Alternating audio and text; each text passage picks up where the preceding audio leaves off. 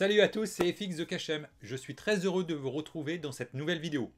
Aujourd'hui, nous allons parler NAS et plus précisément des outils collaboratifs proposés par Synology. Dans un premier temps, nous allons découvrir le drive Synology et la suite Office proposée par le fabricant.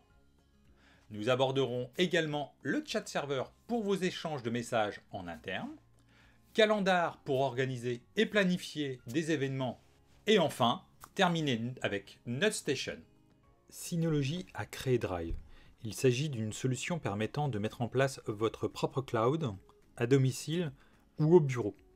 Vous avez le contrôle total de vos fichiers et c'est sans frais d'abonnement. J'utilise Drive principalement lorsque je suis en déplacement, que ce soit professionnel ou personnel, lorsque j'ai besoin de travailler sur des fichiers Word ou Excel. Où que je sois, j'accède à mes données sur le Drive et on peut même y travailler à plusieurs dessus, notamment avec Synology Office. Regardons comment faire. Je pars du principe que vous possédez déjà un NAS Synology, qu'il a installé et qu'il fonctionne. Ici, j'ai pris un ancien NAS pour la démo, il est fraîchement installé et j'ai créé quelques utilisateurs et dossiers partagés. Si vous avez besoin d'aide pour bien démarrer avec un NAS Synology, je vous renvoie vers une précédente vidéo que j'ai réalisée. Je mets le lien dans la description. Donc pour installer le Drive Synology, on va passer donc par le centre de paquets. Vous pouvez taper dans la petite barre de recherche Drive et vous sélectionnez Synology Drive Server. Vous cliquez sur le bouton Installer.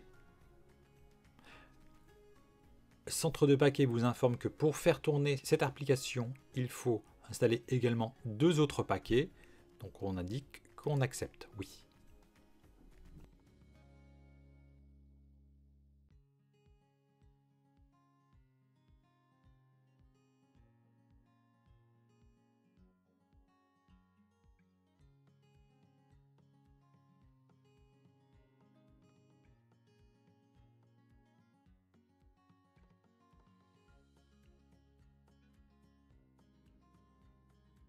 Une fois que l'installation est terminée, on peut cliquer sur le bouton Ouvrir.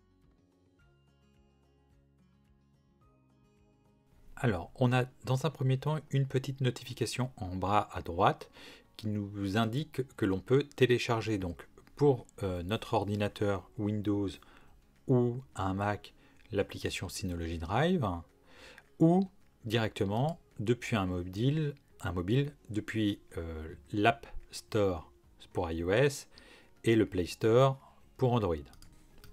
On va laisser ça de côté dans un premier temps et on va découvrir un petit peu comment cela fonctionne. On va repasser donc sur l'interface d'administration de DSM et comme je vous ai indiqué tout à l'heure, on a déjà plusieurs dossiers qui sont présents donc sur le NAS et donc on va pouvoir les rendre accessibles sur le Drive. Je vais dans Dossier de l'équipe et je vais pouvoir donc activer quels sont les dossiers du NAS accessibles ou non sur le Synology Drive. Bouton Activer. Là, une boîte de dialogue s'affiche qui nous propose donc de régler la notion de version d'historique sur les fichiers. Donc c'est-à-dire que quand un fichier a été modifié, en fait, à chaque enregistrement de ce fichier, le NAS Synology va garder automatiquement une version. Et si on laisse donc le réglage par défaut, ici 32 versions, c'est-à-dire que le NAS va garder 32 versions différentes d'un même fichier. Quand vous allez remplir quelque part ces 32 versions, la 33e version donc s'appellera 32e et en fait la première version sera supprimée.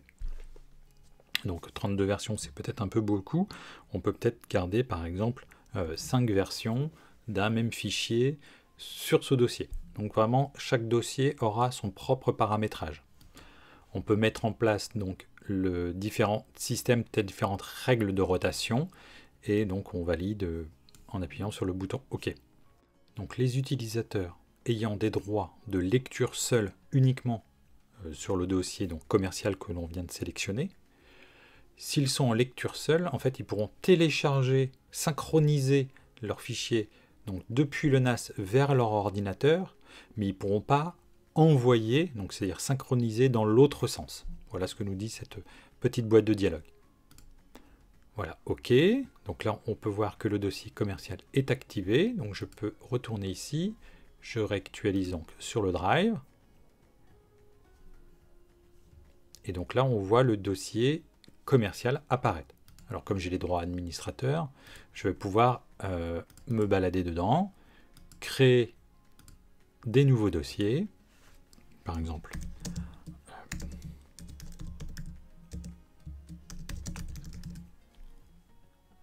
voilà.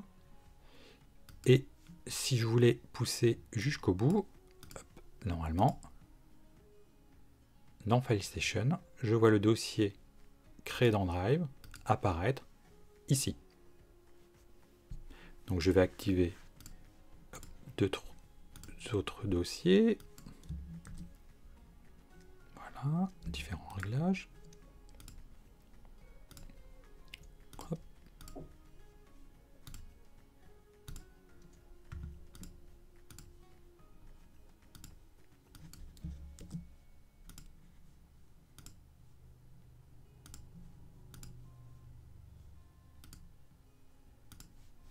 Et quand on va sur le Drive, on réactualise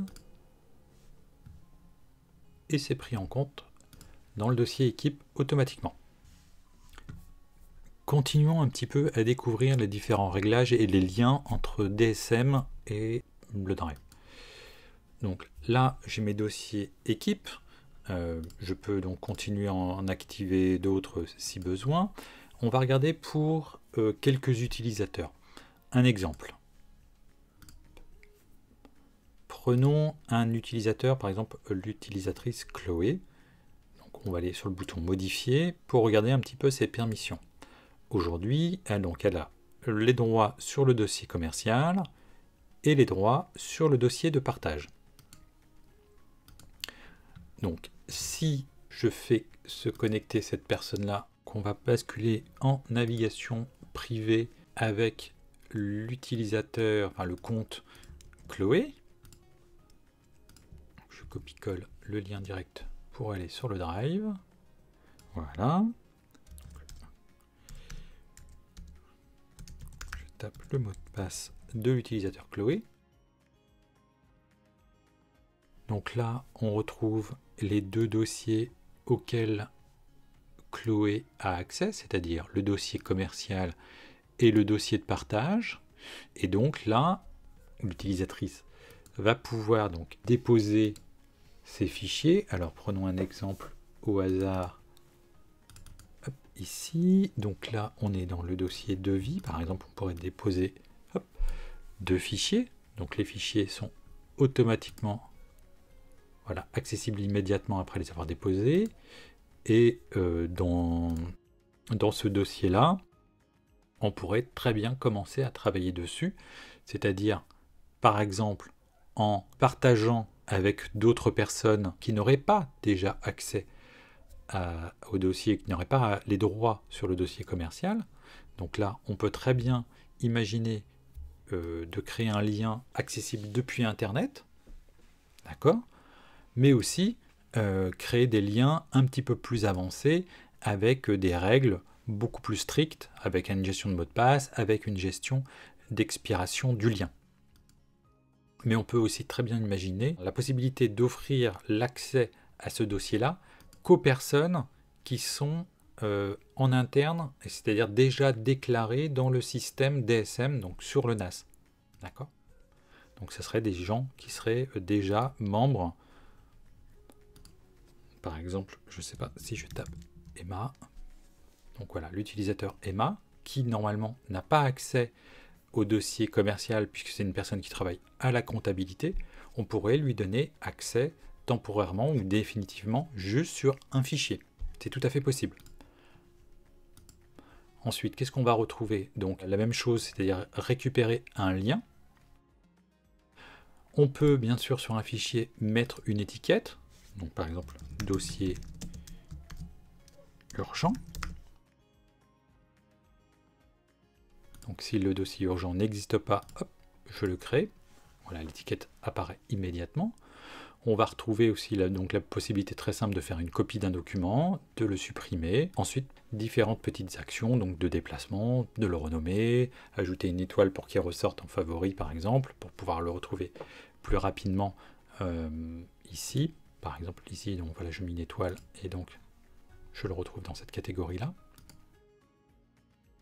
Et qu'est-ce qu'on peut faire d'autre? Revoir l'historique un petit peu des versions de ce document, le télécharger parce que je veux le télécharger depuis le site web, enfin, le site Drive sur mon poste de travail. Par exemple, si je n'avais pas l'application Drive sur mon ordinateur, et bien sûr sur les fichiers, je peux faire exactement la même chose, c'est-à-dire un clic droit et retrouver un ensemble d'options sur ce fichier.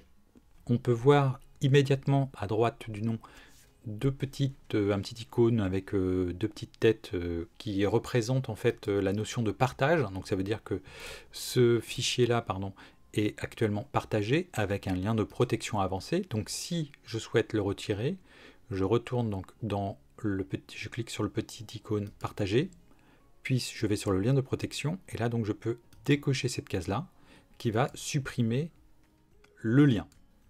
Voilà, donc ce fichier n'est plus accessible depuis l'extérieur ou avec un lien partagé spécifique. Donc là on a vu un petit peu rapidement comment on pouvait installer et paramétrer Drive sur un NAS Synology. On a vu comment un utilisateur de votre entreprise ou même vous, comment vous pouvez accéder et gérer les droits soit sur les fichiers, sur les dossiers, comment vous pouviez manipuler les documents. Maintenant ce qui pourrait être intéressant effectivement c'est de pouvoir les ouvrir.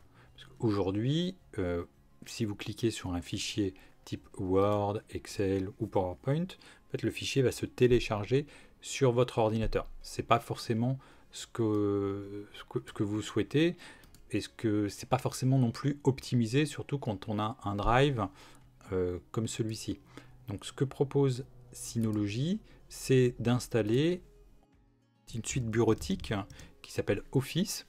Donc Synology Office en fait vient s'associer au Drive et donc directement depuis le Drive vous allez pouvoir créer des documents, du traitement de texte, des tableurs type Excel ou encore des documents, des présentations type PowerPoint. Mais bien sûr, au-delà de les créer, vous allez pouvoir importer des fichiers ou déplacer des fichiers ou même partager des fichiers qui sont déjà existants sur lesquels vous avez travaillé avec Word par exemple et pouvoir le modifier directement depuis le NAS et directement depuis l'interface Drive. Donc là je clique sur le bouton installer. Encore une fois, j'ai différents paquets qui doivent être associés avec Synology Drive, donc ils vont être téléchargés et installés au préalable. Je clique sur le bouton oui, et donc maintenant je n'ai plus qu'à patienter quelques instants, le temps que tout se télécharge et s'installe sur le NAS Synology.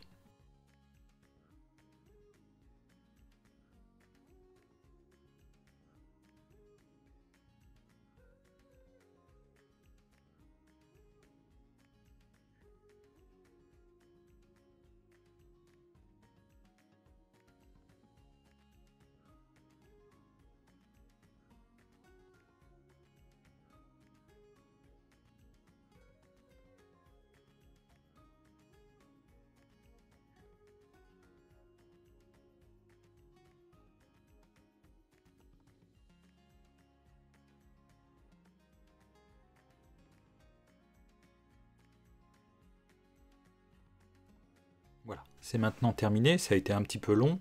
Tout va dépendre de la connexion à Internet ou encore du modèle de NAS que vous possédez, notamment ça va dépendre des ressources comme le processeur.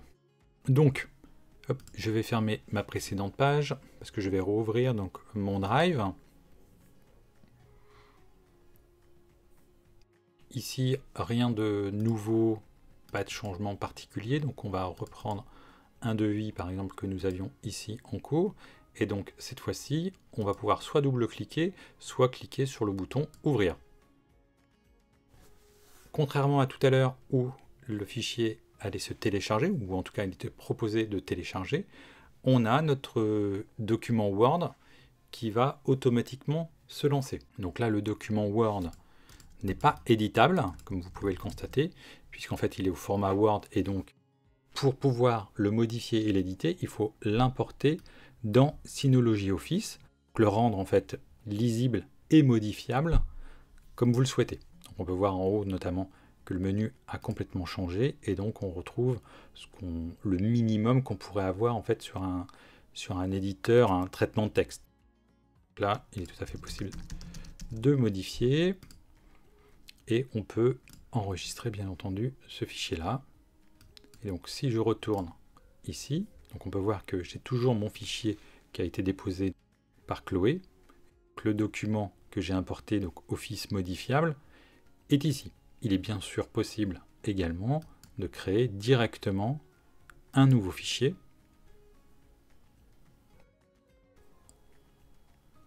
Un tableur se lance. Je ne sais pas, je vais... janvier. Voilà.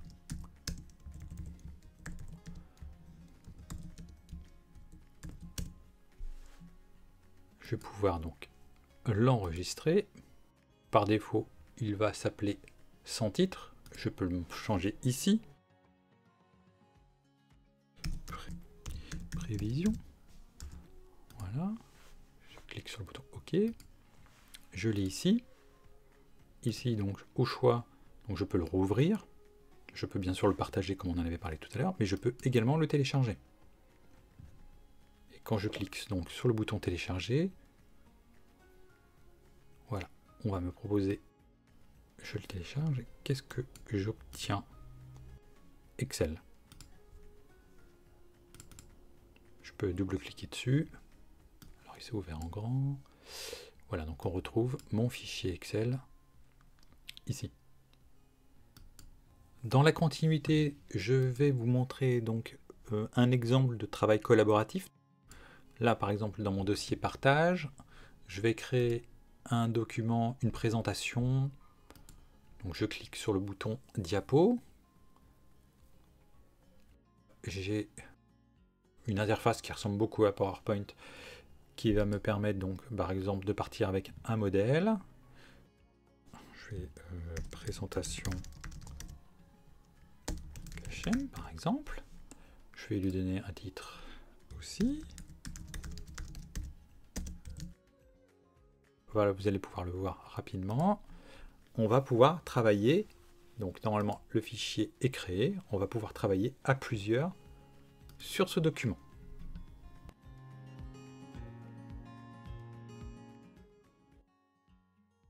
J'ai invité 2 personnes à se connecter pour faire des modifications. On voit qu'il y a une modification qui a été faite du titre, une autre personne a rajouté une diapositive et qui peut donc très bien commencer à travailler sur le document pendant que moi également je travaille dessus. Là on voit que c'est l'utilisatrice Chloé qui est en train de modifier cette diapositive. Ici c'était une autre personne, d'ailleurs Emma qui est ici, qu'on voit, qui travaille dans un autre service, qui a pu modifier cette partie-là. Voilà pour une petite présentation rapide et amusante d'un travail collaboratif. Donc, nous avons vu et installé Synology Drive, la suite Office proposée par le fabricant. Maintenant, continuons sur le côté collaboratif et regardons de plus près le chat serveur. On va aller dans le centre de paquet, qui est déjà ouvert. On va taper chat serveur. Il est ici. On clique toujours sur le bouton installer et on patiente quelques instants.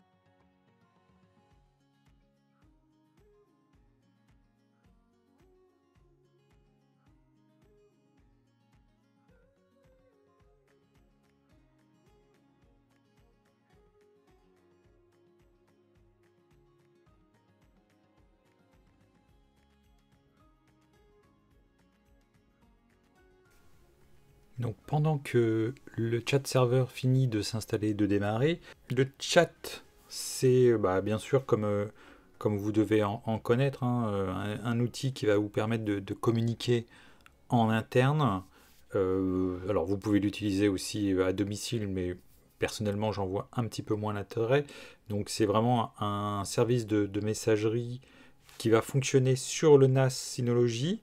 Donc tous vos échanges, votre communication reste en interne. C'est complètement privé. Bien sûr, si vous le souhaitez, vous pouvez aussi l'ouvrir à l'extérieur. Et il faut savoir que tous les messages qui sont véhiculés sur chat serveur, les messages sont chiffrés, cryptés, si vous préférez. On retrouve avec deux applications, donc la console d'administration de Synology Chat et l'application web pour commencer donc à échanger entre personnes. Donc on va regarder rapidement la console d'administration.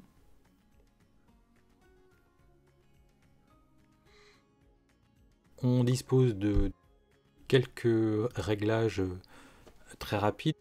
Par exemple, pour commencer à autoriser et donc à permettre le chiffrement des échanges, il est possible de mettre une limite de transfert de fichiers, c'est-à-dire que les gens peuvent donc s'échanger des différents documents, que ce soit des documents personnels ou professionnels.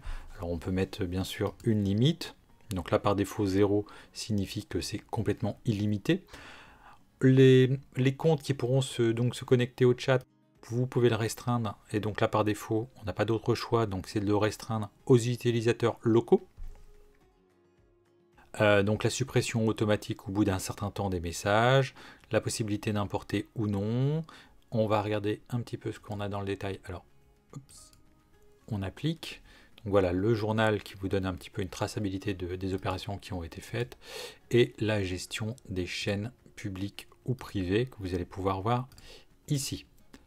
On va rentrer directement dans l'application. Donc pareil, vous avez l'interface web pour utiliser le Synology Chat, mais vous avez également les applications comme par exemple sur iOS ou Android. Ben voilà, on commence donc directement avec un petit guide qui va nous détailler un petit peu les différents éléments importants à connaître avant de commencer à utiliser le chat. En haut à gauche, les canaux.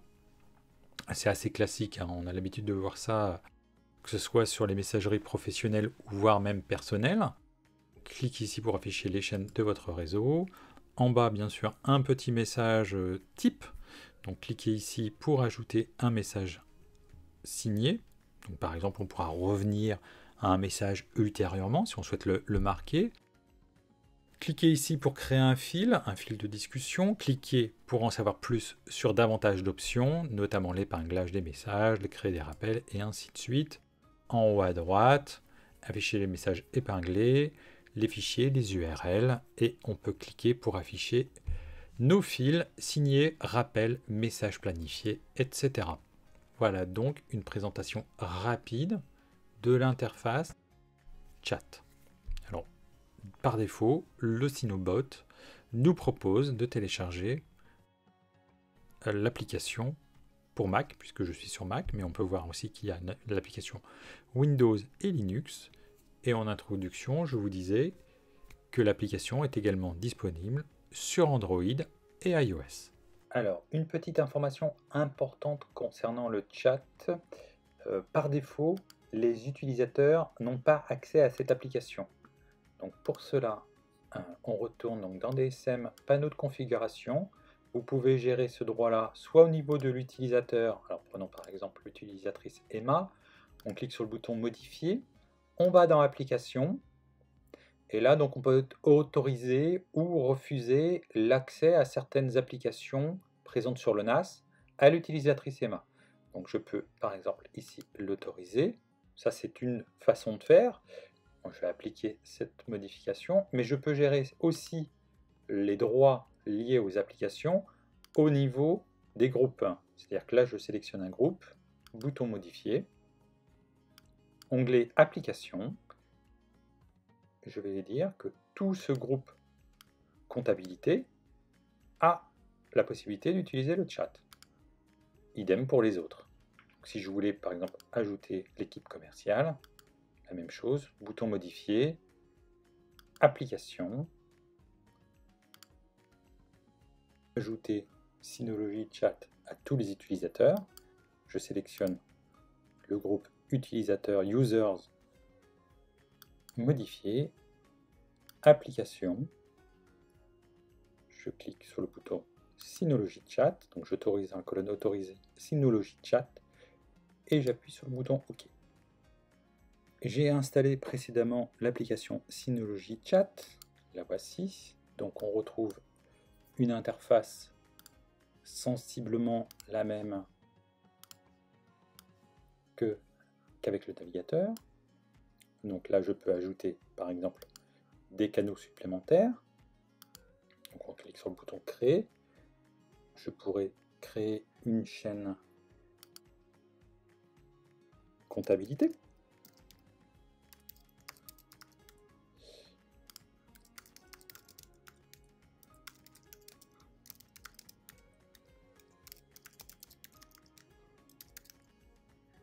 Je peux inviter des gens.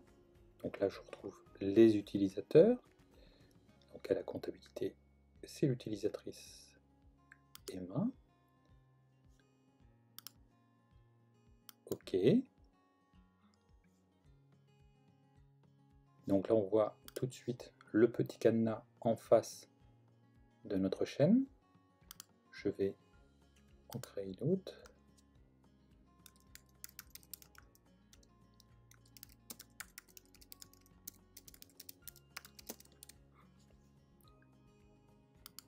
Et donc là, je peux rajouter tous les utilisateurs.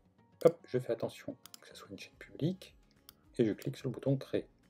Quelques échanges artificiels pour en voir un petit peu plus. Donc si vous avez l'habitude d'utiliser Slack, vous ne devriez pas être trop perdu. Par exemple, là sur la comptabilité, hop, un petit échange sur un document. Donc on peut facilement glisser, déposer un fichier. On peut aussi faire un partage avec un document qui est sur Drive.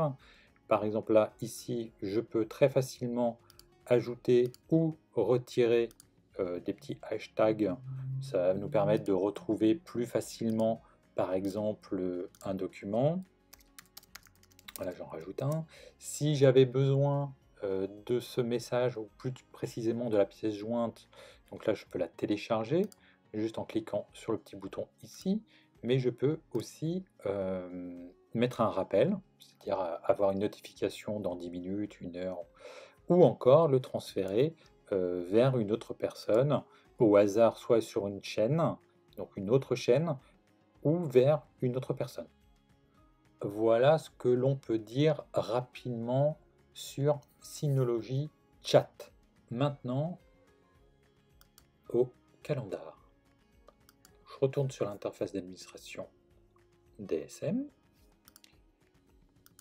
Je recherche calendar. Je clique dessus et j'appuie sur le bouton installer.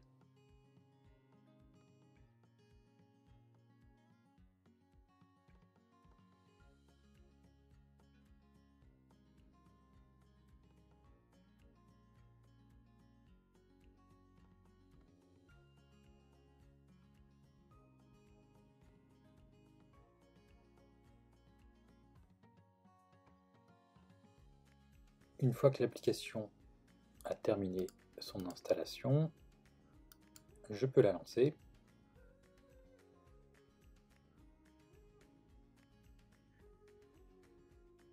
Ici encore, il s'agit d'une application web. Nous retrouvons les applications que nous avons précédemment installées. Ici, les notifications, un petit outil de recherche d'événements. Au-dessous, pour se déplacer rapidement dans le calendrier. Enfin, les paramètres ici d'administration. L'avantage ici, encore une fois, c'est bien sûr d'avoir son propre outil hébergé sur son NAS. Toutes vos informations liées à votre compte ou à votre entreprise demeurent stockées en sécurité sur votre NAS. À noter qu'il n'y a pas d'application dédiée pour le calendrier, mais celui-ci est tout à fait compatible avec la norme CalDAV, que vous pourrez l'ajouter sur votre téléphone, tablette ou même sur votre client agenda de votre ordinateur ou de votre client de messagerie. Par défaut, les utilisateurs n'ont pas accès à ce nouvel outil. Même chose, si je veux attribuer des droits particuliers au niveau des utilisateurs, je peux le faire. Au niveau d'un groupe également. Et si je veux attribuer l'accès à cette application à l'ensemble des utilisateurs, je sélectionne donc le groupe Users, onglet Applications, et j'autorise Synology Calendar. Là, je retourne dans mon calendrier, et si par exemple je voulais ajouter un événement, réunion équipe, par exemple, je peux lui mettre un petit code couleur, et je peux rajouter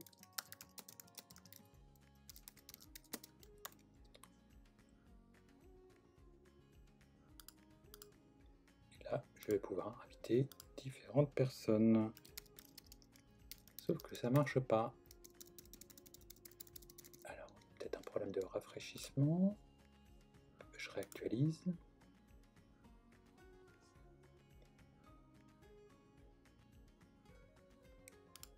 Ah. Équipe. Choix de couleur. Je peux rajouter un fichier.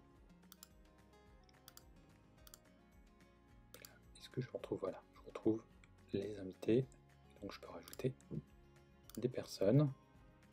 Si bien sûr une personne n'est pas présente, il est tout à fait possible d'ajouter une personne extérieure.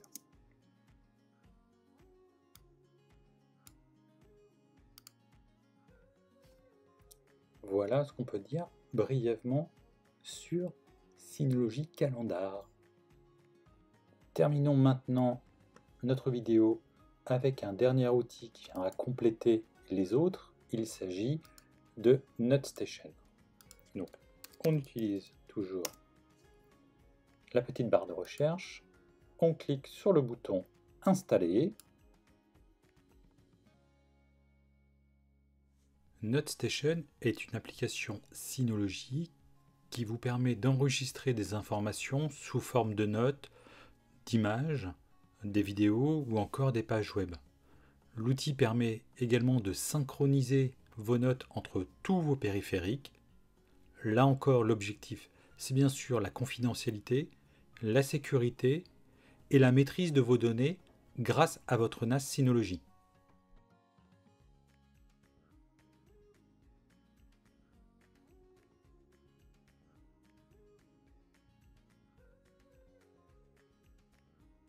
Comme pour les autres applications, on peut gérer dans un premier temps les droits utilisateurs ou au niveau des groupes pour cette nouvelle application. On clique sur NoteStation, le bouton OK.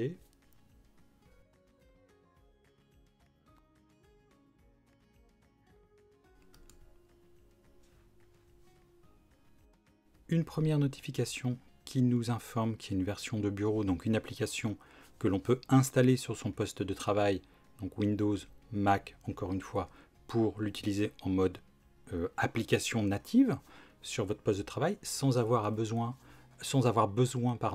de passer par l'interface web DSM. Une petite notification en haut à droite pour vous signifier qu'il existe une extension qui s'appelle Synology Web Clipper pour enregistrer votre contenu de navigation. Un exemple, je surfe sur un site web, je souhaite enregistrer, faire une capture et donc enregistrer ce site web dans une note, dans NoteStation. Donc pour faire cela, très simplement, en fait, il y a une application qui s'appelle Synology Web Clipper. Dans les notes, bouton créer va vous permettre donc de créer une première note. Donc là, je vais l'appeler par exemple note 01. Donc ça va être son nom. Et ensuite, je vais pouvoir commencer à écrire une note. Alors bien sûr, on retrouve les outils standards de mise en forme. On va retrouver quelques boutons, donc par exemple un bouton information, la possibilité de chiffrer une note, la possibilité de le partager, la possibilité de le présenter, donc un peu comme pour comme pour une présentation. Bon, ça n'aurait pas forcément beaucoup de sens ici, mais on peut très bien imaginer une note un peu plus complexe qu'on souhaiterait présenter à un auditoire. Les tâches ont un mode de fonctionnement un petit peu particulier. Donc déjà, on a un système de calendrier avec une date et une heure qu'on peut préciser.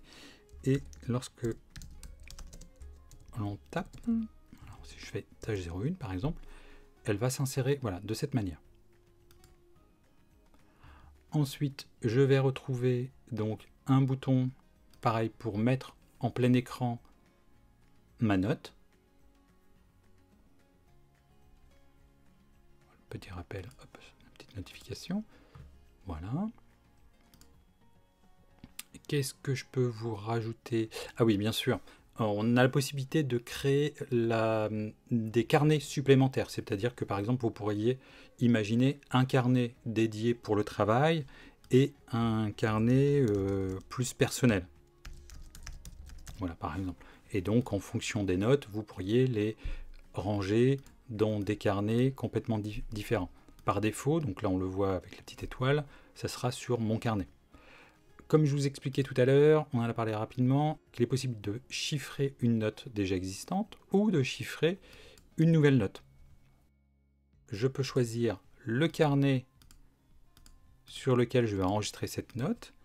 Et là, je tape un mot de passe. Voilà, pour que cette note soit protégée. Voilà, et donc là, ma note est chiffrée. Note importante. Voilà ce qu'on peut dire. Qu'est-ce qu'on va retrouver d'autre dans le détail? Donc la fonction de synchroniser. Donc si on veut forcer la synchronisation, on a un bouton de paramètres où là, on va retrouver différents réglages, l'affichage, la possibilité d'importer, regardez par exemple, facilement importer des notes depuis Evernote ou des fichiers. La liste des tâches et encore un petit bouton pour l'administration qui permet d'autoriser les utilisateurs non administrateurs à partager des notes et des carnets. Ah oui, ça on n'a pas vu. Hop, rapidement. Donc là, je vais prendre ma note qui est ici. Si je souhaite la partager avec quelqu'un en dehors de mon organisation, je clique donc par exemple sur activer le partage public. Mais si je veux le partager par exemple avec une personne de mon entreprise, par exemple avec Emma, voilà, je retrouve l'utilisateur Emma et je peux décider si cette personne a juste le droit de l'afficher ou si elle peut également le modifier. Et donc j'appuie sur le bouton ajouter pour lui donner ce droit là. Et si je rajoute une autre personne, voilà, assez simplement, je partage mes notes. Voilà ce que l'on pouvait dire sur NoteStation. Après avoir découvert Synology Drive et sa gestion, nous avons installé et utilisé la suite Office du fabricant. Ce couple d'outils vous permet de vous affranchir complètement de Google Drive. Chat Server permet de mettre en place une plateforme de travail sécurisée pour des conversations entre employés par exemple. Nous avons également vu le calendrier de Synology et NoteStation. Voilà, c'est maintenant terminé. J'espère que cette vidéo vous aura plu. N'hésitez pas à mettre un pouce en l'air et à vous abonner à ma chaîne. À bientôt!